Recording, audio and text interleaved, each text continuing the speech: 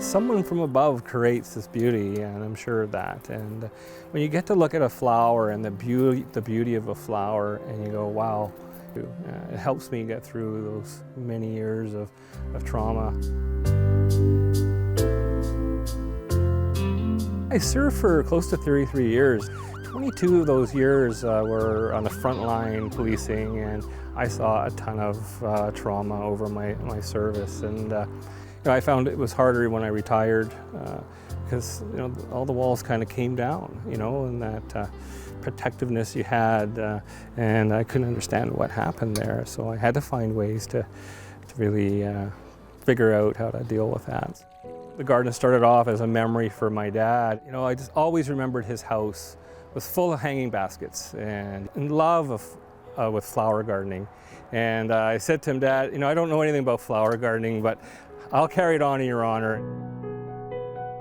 So then I decided to expand it to the world and created the Facebook page and posting pictures of the garden and the dahlias that I grow for people that are either suffering from cancer. We call those battle flowers. The more I post, the more it spreads, or for people that have a fond memory of someone that's passed away, and even some of my friends and family have passed away. So I grow special flowers for them.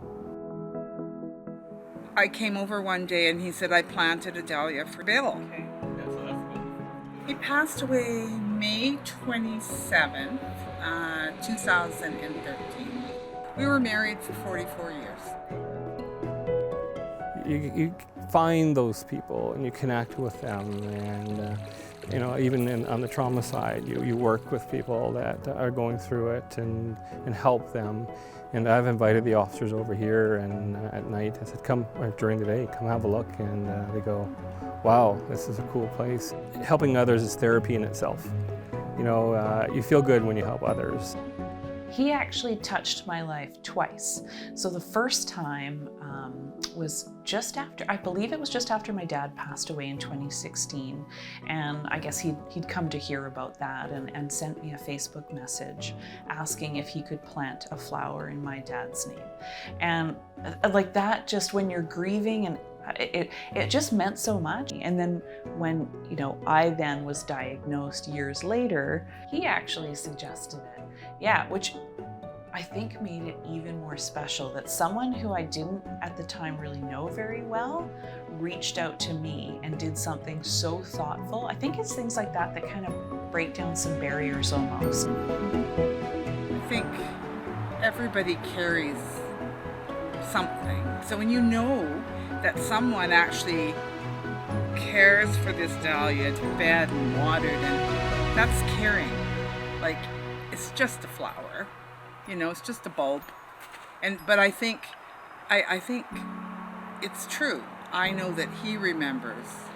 I feel better when I know that somebody remembers Bill. It just creates happiness for me. It's selfish of me not to share this beauty and the spirit it brings, especially at night when all the lights come on and the spirit starts to radiate outward. And if you sit and just, I say, consume the garden like a sponge, you feel the spirit. And I feel the spirits of my parents and others that I've cared about over the years.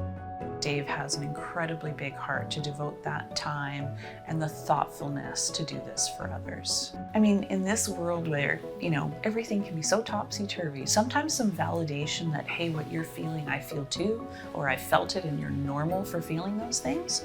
Every single time that he plants it, that's a real gift to have that.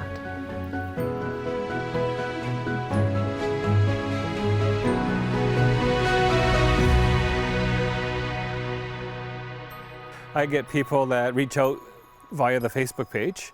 They'll send me a message saying, hey, someone in my life is suffering or has passed away.